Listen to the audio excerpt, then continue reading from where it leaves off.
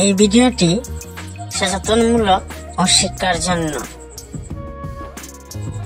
প্রশ্ন: অতিরিক্ত রাগ করলে মানুষের কোন অঙ্গ খারাপ হয়?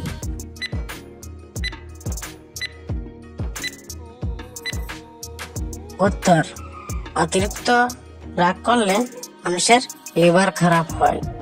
প্রশ্ন: একটি পিঁপড়ীর আয়ু কত দিন?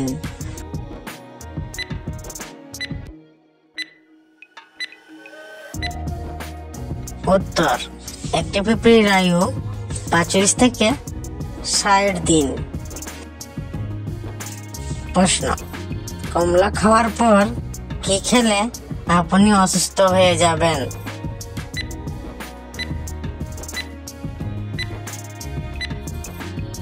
উত্তর: কমলা খাওয়ার পর দুধ খেলে অসুস্থ হয়ে যাবেন। প্রশ্ন: শরীরে অতিরিক্ত ঘাম ঝরলে কি খাবেন?